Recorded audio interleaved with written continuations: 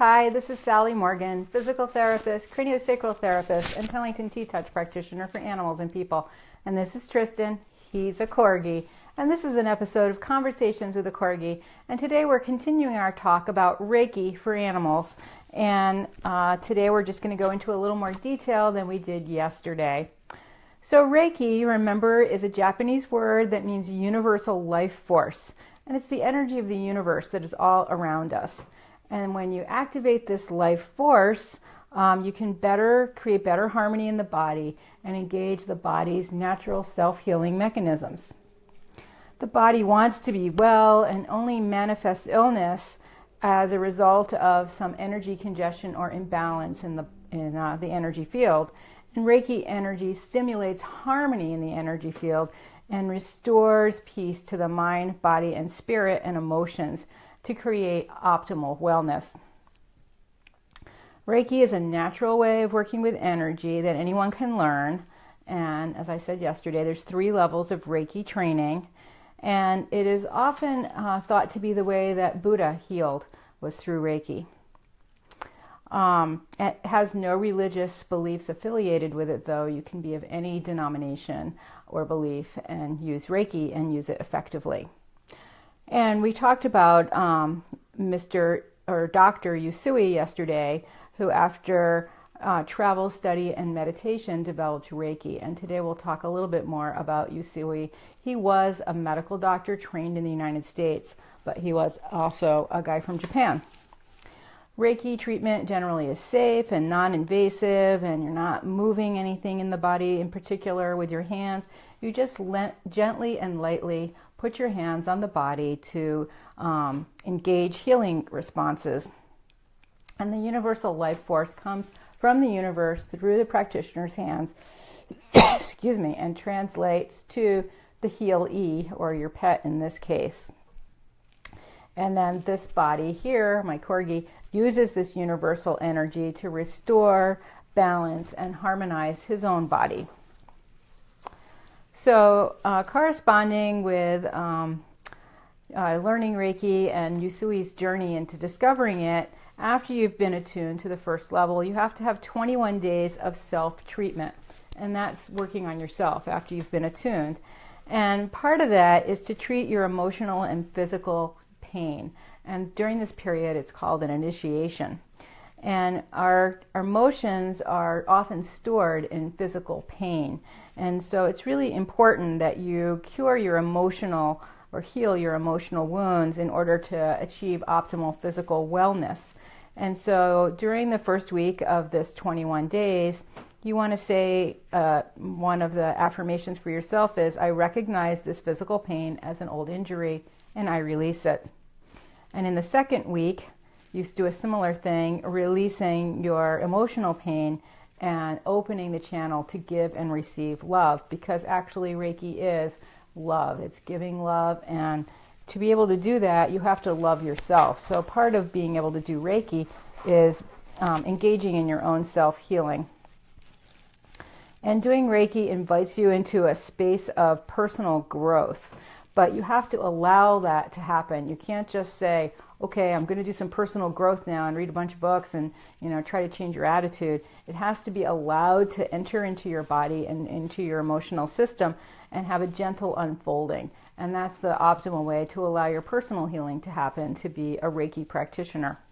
The energy, importantly, when you're doing Reiki, goes through the practitioner, not from the practitioner. So I, as the Reiki practitioner, am channeling universal life force from the beyond and out beyond me, and from the one consciousness and God or whatever your religious belief is. But that universal energy goes through my body to the animal or person that I'm working with.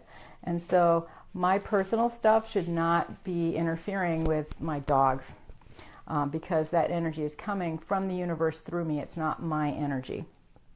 And that's a big problem, I think, for a lot of people when they're first learning to do Reiki. They have a hard time staying grounded in themselves and not putting their stuff on the animal or person they're working with, which is one reason you get a lot of practice with this before you really start doing it. And one of the things important to do when you're doing Reiki is to keep your feet on the ground and to be grounded. And in fact, my Reiki teacher even recommended things like wearing red underwear and red socks, because red is a grounding color. It's one of the lowest chakras in your body, and it helps keep you grounded while you're doing Reiki if you have trouble with that. And a lot of people do. I mean, they want to help so much. But part of doing Reiki is not about feeding my ego as a helper. It's more about, healing and allowing that energy to come through me. It's not about me. So there are generally 3 levels of Reiki. Some traditions talk about 4 levels. And in the first one, you practice for about 6 months and just sort of go through that repetition to get used to doing it with pets and friends. And in the second level, you learn how to do long distance healing. And I had quite an amazing experience with that in the class. I had a friend going through some serious emotional issues, and I hadn't seen or heard from them for quite a while. And so I chose to use my practice in the class to do long distance work on this friend. And we were all together in this group doing this healing all at the same time for animals and people that we knew. And lo and behold, when I left the class and walked home, my friend who had been struggling had shown up at my doorstep and had had quite a change in attitude and had all kinds of wonderfulness now instead of this huge problem she had been struggling with. So it was really interesting to have that long distance healing come to fruition immediately. So I've always been fairly confident about my long distance healing skills because of that. And I do long distance work with Reiki and with emotion code, and even long distance energy work for animals. And then in the third level, you get the gift of insight with a clear heart and compassion and your voice to speak about this. And you have to have a commitment to maintain that level of vibration in your body. You have to live Reiki and not just do it. And that is what makes the third level a little hard for some people, because as I said yesterday, you have to have that idea of peace and joy fill your entire life so that you really are a clear channel for that universal life force energy. And at this point in some traditions, you are able to teach Reiki. And you get initiated at the level 3 class to be able to teach Reiki. And then in some people's view, and this is an oral tradition, they feel like some of the power of it is diminished when it's written down because it becomes a static force. So when Reiki is, what's emotion code? I'll tell you in a second.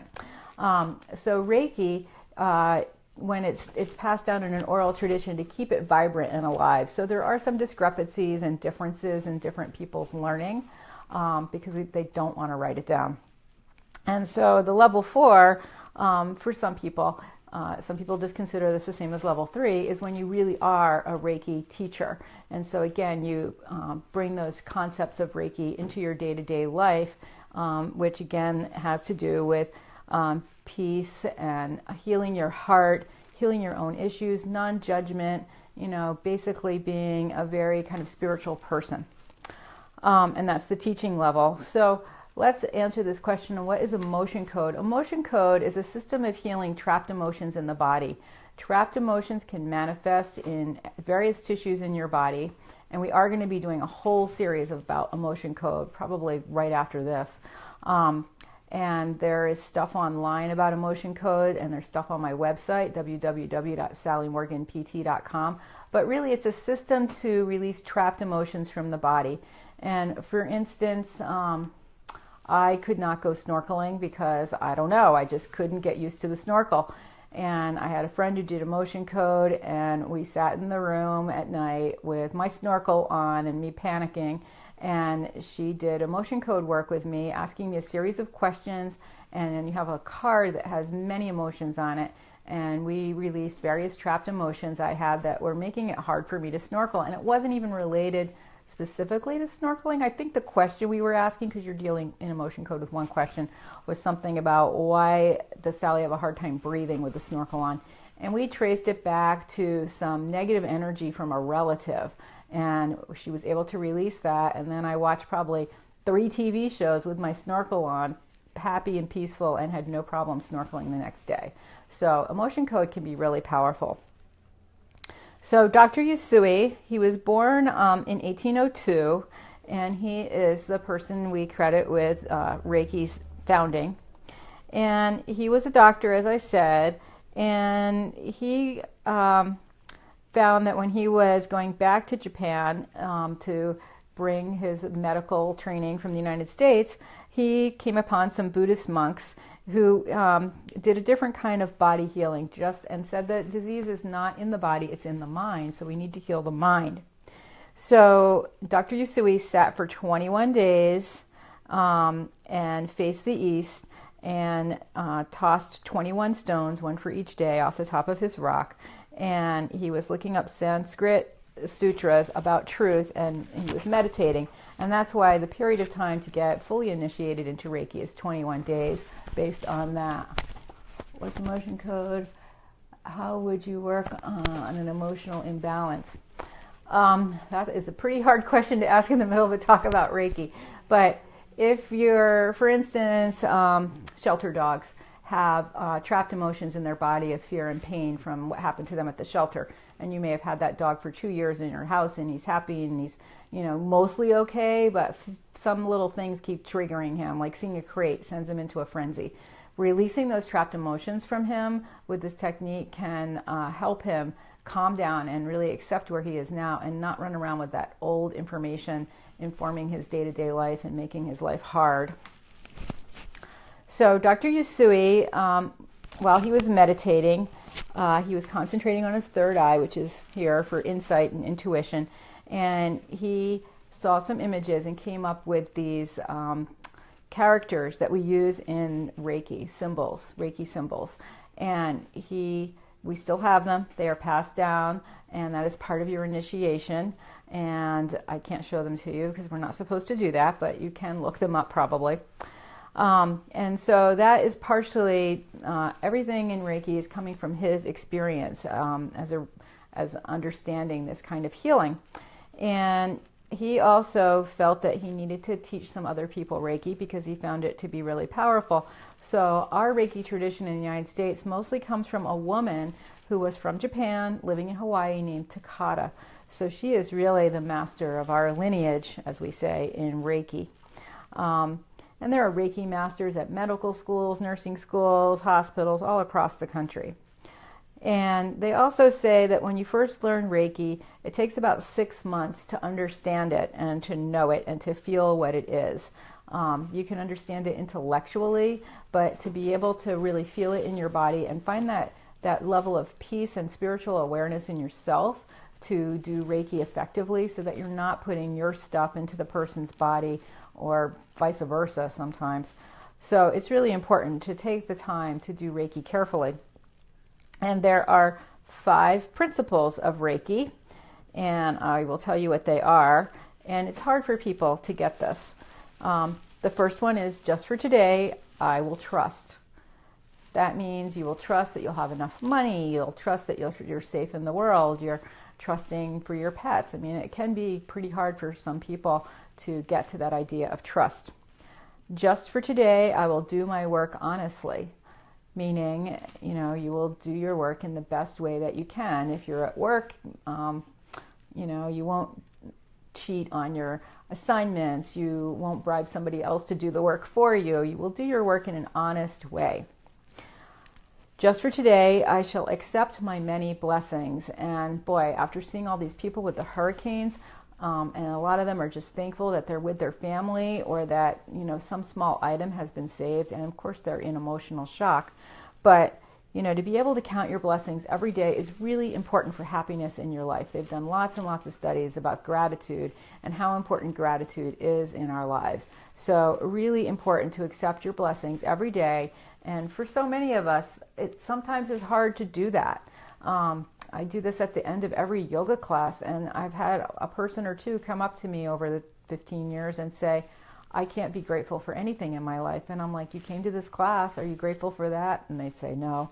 and you're alive, no, I'm not grateful for that. But eventually they could be grateful for something, like the fact that the sun was shining, or that they were warm enough, or that they had a great piece of clothing they loved, or that they got the blue mat at this class instead of the pink one.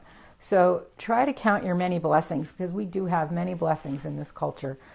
We have, lovely places to live, comfortable places to sleep, wonderful pets to share our lives with, many friends. We are able to help people. We are very fortunate. Just for today, I shall be at peace. And no matter what's happening in your life, that also is an important thing to keep in mind, to be peaceful. There is so much turmoil around us. And I know that I have a thing hanging in my yoga room that says something like, if you want to live in a peaceful world, make the world around you peaceful. So you can find peace in your own life, even if it's just for this minute. Maybe you have a kid with a lot of troubles and the kid's going to come home from school and things are going to be in turmoil, but for this moment the kid's not here and so we are at peace. And, be at peace with the way things are. We have beautiful nature around us. Even after the storms, we are seeing, just beautiful clear blue skies. And one of the people in Key West even said, when they asked him, will you stay here? He said, yes, it's Key West. Look around. So he is seeing the peace and the beauty around him in the spite of all of this terrible, turmoil and storms that he has lived through. And then just for today, I shall respect the rights of all life forms. And this can be a stretch for people because that includes mosquitoes and mice in your house and all the annoying things. And it is really difficult for some people to get to that place, including myself sometimes, to respect the rights of all life forms. We're ripping poison ivy out of our backyards, and I have the occasional ladybug problem at my house. I have literally like 5,000 to 10,000 ladybugs invade my house sometimes, and I just can't save them. And I hate how they smell. It's a really big problem for me when they decide to invade. Hopefully this year, knock on wood, they won't. But it can be challenging to respect all life forms. And that includes, in fact, counting your blessings when you're eating meat. That animal gave its life for you. So respect the rights of that animal to live a free and healthy life before you eat him. And that includes respecting the rights of other predators that need to eat to live. All of us need to eat something. And the more we know about plants, the more we're understanding that, in fact, plants are not happy about being eaten either. So respecting the rights of all life forms is really important. That does not mean you need to have your house invaded by mice. You can ask them to leave. You can employ several methods of doing it humanely before you resort to, the worst things, and try to make peace with them. But, just for today, you can respect the rights of all life forms and not do anything to intervene with them. So those are the 5 principles of Reiki. And you want to replace, I can't do this, with how can I do this? So that you can understand how to allow things that are good to come into your life and to allow things that are not helping you to drift away from your life. So Reiki also has 2 precepts, and they are that the healee, my dog today, must ask for healing, and there must be an equal exchange for the service rendered. So what does that mean, that the person getting healed must ask for healing? So if I am working on my friend, I say, do you want some Reiki healing? And they say yes, and I do it. Okay? If they are bringing their cat to me, I can't say, Kitty, do you want some Reiki healing? But what I can do is ask the cat's higher self, is it all right if I do some Reiki healing with you? And, 99 times out of 100, whatever animal I ask this to does something like crawling into my lap or rolling over or giving me his hurt part or moving into me. So, but there are a few times when I've had animals not want Reiki healing. So just respect that, because it really is up to them. And it can be tricky, of course, if the person says, yes, do Reiki on my cat, and the cat's saying, no, I don't want Reiki today, thanks. The other interesting part of this precept is that you have to have an equal exchange for the service rendered. And that means you can charge them financially, or they can bring you goods, or you can exchange services. Or sometimes if I'm working with a cat, for instance, I've done this, a person I know around here rescues cats, and she's not really financially able to pay for a lot of the services that she brings her cats to me for. So, you know, I let the kitty pay me in kitty kisses, or some purring or some snuggling. So, you know, figure out what that fair exchange is so that you don't feel like something's been taken from you when you're offering Reiki. And that's a really important thing. It's hard for people sometimes when they're learning this to keep that in mind. So you can, sometimes people feel things in their body coming from that person or animal they're working on. And I certainly have this happen, not during Reiki sessions so much, but in other work that I do. And it's really important that you say, thank you for letting me feel that pain like this person has in their knee, and I release it back to the universe. Because it's good to know what that person's feeling while you're doing the work on them. It's helpful to you sometimes to know like if the pain is moving around or if it's connected to some other place. But you do not need to keep that in your body. And in fact, if you are picking up those things, sometimes that's a hint to you that you need to be a little more grounded in what you're doing. So keep that in mind, because some people will start to feel a pain somewhere in their body when they first start learning Reiki. And you need to be able to let that go, because it's not about you and it's not about your body. But your body can serve as like a screen or a scanner to give you some insight about what's happening with the person or animal you're working with. And, you know, I have felt things from animals emotionally that can be really difficult. But, you know, the animal's here, he's safe, somebody brought him to me, so he's not in such a bad place now. And so you just have to let that go. And that can be hard for some people, you know. They really want to help, and they get very emotionally tangled up in what they're feeling from an animal or a person. And that you're not going to be a very effective healer if you let that bring you down. And it's really important to remember the session is about the animal or the person that you're working with and not about you, especially when you're doing Reiki and channeling that universal energy. So those are just a few more in-depth things I wanted to share with you today about Reiki. And I think tomorrow we might do some more talk about what a Reiki session is really like. Maybe do a little Reiki on Tristan if he'd like that. And then I have some information about people that are what I call the naysayers or the skeptics about Reiki. And there actually is some information to counter their arguments that I'd like to share with you.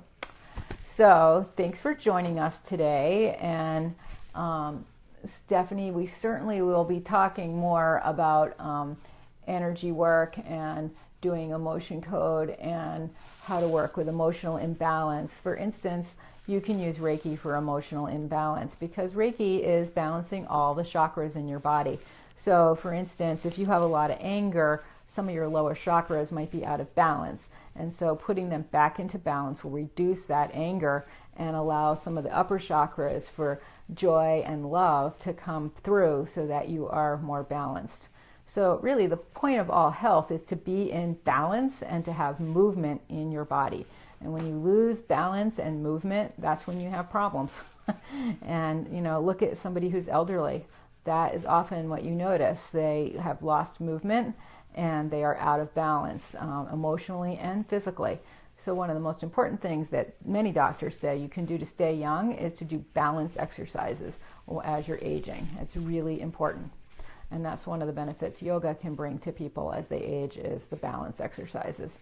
And I will never forget seeing one of our really important yoga teachers in this country doing, she's on PBS a lot, and she was standing in a tree pose chopping carrots in her kitchen with a really sharp knife, and I'm like, oh my gosh, I don't think I can do that because the longer I can stand in tree pose for maybe a minute, but to be standing on one leg with my heel up against my thigh and chopping carrots with a very sharp knife, because that's pushing you off balance. Great practice, great if you can do it. Not for me, probably. I prefer to just stand on one leg and close my eyes and try to balance that way. So, This has been Sally Morgan and Tristan Corgi for another episode of Conversations with a Corgi, where we've been talking about Reiki and how Reiki can benefit you and what exactly Reiki might be, because a lot of people don't know very much about it, and many people are using and practicing Reiki now. So important to take a quick look at it, especially after we've done our series about chakras and some of the other energy work. So we will be back tomorrow to talk more about Reiki. And once again, we will end with a heart hug, sending positive energy and peace to the people and animals and plants and sea life impacted by these hurricanes. And you're making a circle and a quarter, and breathing in as you go up and exhaling as you come back around the circle. Thanks for joining us today, Biscuit. He's standing up all day. He's feeling ambitious, I think. He wants more squeakies. He does like his blue bow, too.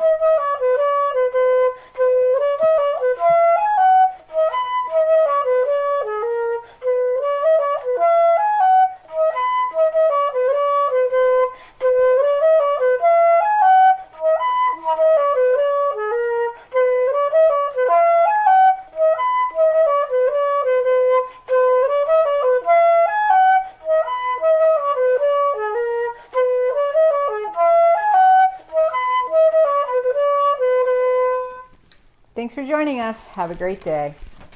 Oh, I have a little announcement, which I'll tell you again tomorrow. If you go to Dream Vision 7, you can look that up on the internet, Dream Vision 7. It's a online radio station, and they broadcast my sister's interviews on Monday and Tuesday at 7 in the morning and 7 in the evening. And also my book, Dances of the Heart, Connecting with Animals, is their featured book this month. So check out Dream Vision 7 Radio. It's kind of a new age radio station with really interesting interviews and topics. And if you are interested in healing and alternative medicine, you might find several shows that you really like. And I learned about it through my friend, Dr. Bernie Siegel. And now my sister has a show with them, and they're featuring my book. So check out Dream Vision 7 Radio. Thanks.